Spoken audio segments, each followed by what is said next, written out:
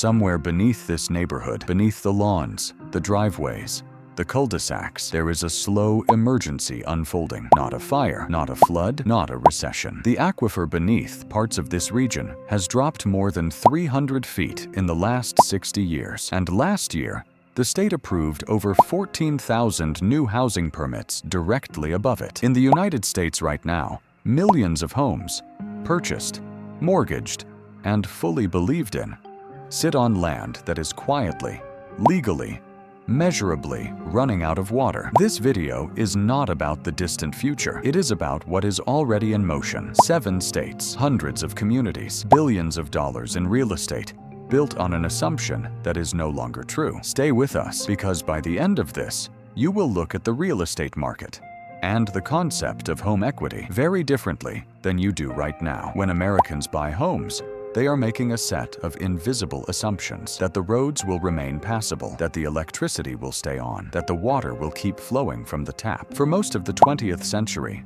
those assumptions were reasonable. In 7 states, they no longer are. The American West was settled during one of the wettest centuries in 1,000 years of climate data. The rivers were full, the aquifers were deep. Engineers built cities in the desert and called it progress. The water engineers knew it was borrowed time. The developers never told the buyers. Lake Mead is the largest reservoir in the United States. It supplies water to Nevada, Arizona, and parts of California. At its peak, the water level sat near 1,220 feet above sea level. In recent years, it dropped to historic lows, below 1,050 feet, exposing the famous bathtub ring, a white mineral stain on the canyon walls that marks where the water used to be. That ring is now visible from the highway. The Colorado River Compact, signed in 1922, allocated more water than the river actually produces in an average year. That miscalculation was documented by engineers at the time. It was signed anyway,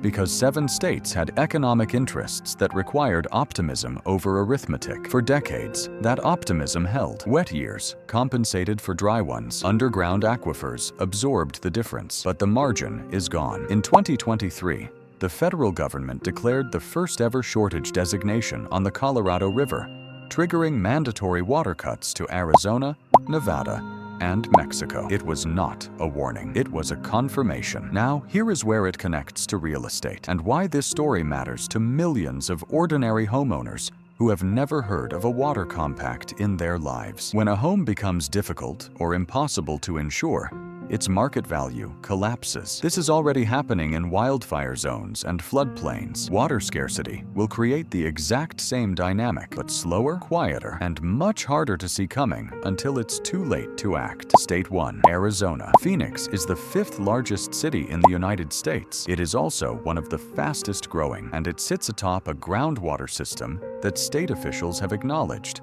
in formal reports, cannot sustainably support the current rate of development, let alone continued growth. In 2023, Arizona's Department of Water Resources issued a finding that the Rio Verde Highlands area north of Phoenix could not verify a 100-year water supply, a legal requirement for new housing developments. Thousands of homeowners in existing subdivisions had their municipal water cut off. They had purchased their homes legally. They had paid their mortgages. There was simply no water left to deliver. Water trucks began making deliveries. Residents paid up to $1,000 per month for water that had previously flowed from a tap. Some sold at a loss. Some could not find buyers at any price. State 2, Nevada. The Las Vegas Valley receives roughly 4 inches of rain per year. It is one of the driest cities in the Northern Hemisphere. Its entire water supply depends on Lake Mead and the Colorado River. The Southern Nevada Water Authority has spent decades on conservation, and those efforts are real and measurable. But conservation does not create new water. It only slows the rate of loss. Nevada's mandatory cuts under the federal shortage declaration reduced its annual water allocation. Las Vegas is managing this better than most, but the suburban growth surrounding it has continued, and each new household places a new claim on a shrinking resource. The math is not improving. State 3, New Mexico. The situation here is less visible and, in some ways, more alarming. New Mexico has seen rural communities completely lose their water supply with almost no national media coverage. In Rio Rancho, a major suburb of Albuquerque, The aquifer beneath the city has been dropping for decades. In smaller communities, wells that were drilled at 200 feet now need to go to 500. Some have simply gone dry. New Mexico ranks among the lowest in the country for water security per capita. It has rapidly growing urban areas, an agricultural economy that competes for the same groundwater, and one of the thinnest financial margins in any state for infrastructure investment. State 4. Utah. The Great Salt Lake has lost roughly 2/3 of its historical volume. It now sits at the lowest recorded level in modern history. This is not only an ecological disaster, it is a public health crisis. As the lakebed dries, it exposes decades of accumulated arsenic and heavy metals. Wind carries those particles into Salt Lake City. They settle on rooftops, in lungs, and in the soil of surrounding neighborhoods. Utah's population grew 18% as the last decade, one of the highest rates in the country. Its water usage per capita is among the highest nationally. The combination is not sustainable, and state water planners have said so publicly. The question they haven't answered, because no political system has incentive to answer it, is what growth looks like when the resource ceiling is reached. State 5. Colorado. Colorado is the headwaters of the Colorado River system. Snowpack in the Rockies feeds the entire basin. Declining snowpack, a trend well documented in federal data, means less water entering the system each year, with higher evaporation rates as temperatures rise. Colorado itself has senior water rights and is in a structurally better position than the downstream states, but it is not insulated. Ski resort towns that built housing infrastructure around winter water assumptions are seeing those assumptions challenged annually. State 6. California. California's water story is so complex that entire careers have been built explaining it, but the residential real estate angle is specific and stark. In the Central Valley, decades of agricultural groundwater pumping have caused land to literally sink, a process called subsidence. In some areas, the ground has dropped more than 30 feet. Infrastructure, roads, aqueducts, well casings, cracks, and fails. Homes built on subsiding land experience structural damage that is not covered by standard homeowners insurance and is not disclosed in most real estate transactions. In Southern California,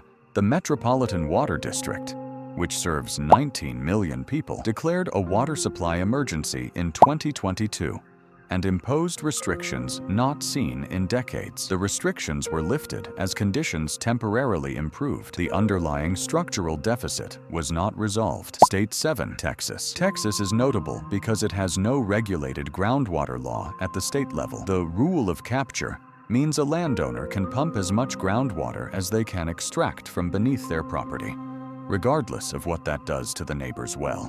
In the rapidly developing Texas Hill Country, wealthy buyers are purchasing land and installing high-volume wells. Those wells can, and do, draw down the water table for surrounding properties within months. There are documented cases of existing homeowners losing functioning wells within a year of a new large-scale development nearby, with no legal recourse. Let's talk about what this actually means for the people who own homes in these regions or who are considering buying one. First, disclosure. In most of these states, sellers are not legally required to disclose water insecurity risks. A home can be listed, marketed, and sold in a region where the municipal water provider has privately acknowledged supply concerns, and the buyer will never be told. The listing will say nothing about aquifer depth, water district financial health, or the state of the regional compact they depend on. Second, the insurance parallel. We have seen what happens when a major insurer decides a category of risk is no longer acceptable. In Florida and California,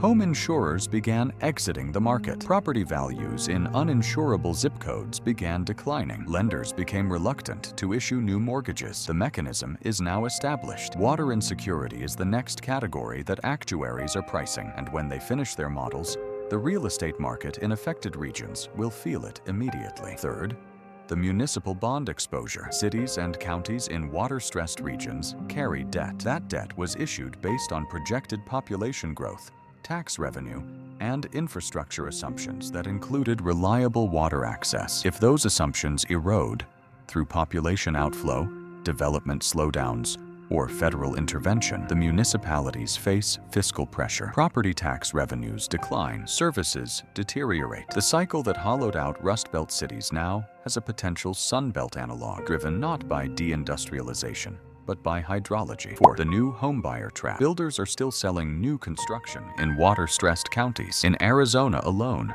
tens of thousands of new homes were permitted and sold in the years following the 2023 state water findings. Buyers were attracted by relatively lower prices compared to coastal markets. They were not told, because they were not required to be told, that the land beneath their new home had a contested water future. Looking at 2026 and beyond, several converging pressures are accelerating the timeline. The federal government's renegotiation of the Colorado River Compact is underway. The 7 basin states, Arizona, Nevada, Colorado, Utah, Wyoming, New Mexico, and California, are in active negotiations over new, lower water allocations. Whatever agreement emerges, it will mean less water delivered to existing users than they have received historically. Some of those users are municipalities. Some are agricultural districts.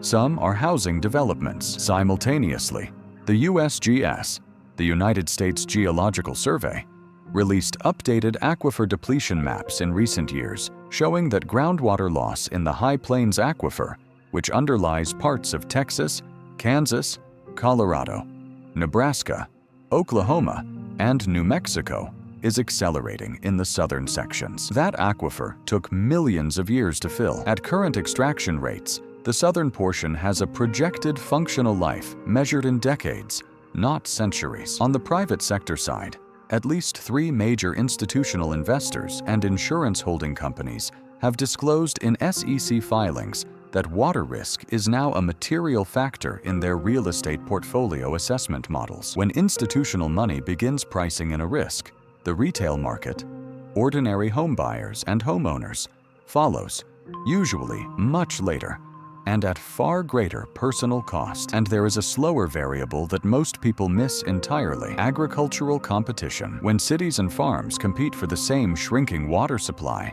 cities have political power, but farms often have senior water rights, meaning legally established first claim. In a severe shortage, a city may legally have to allow a farm to take water before its own residential customers receive their full allocation. This is not hypothetical. It is embedded in the water law of most Western states. We want to be careful here about what we are and are not saying. We are not saying these cities will become ghost towns. We are not saying every home in these 7 states is a bad investment. We are not predicting exactly when or how this resolves. Human infrastructure has surprised optimists and pessimists alike throughout history. What we are saying is this: the risk is real. It is measurable.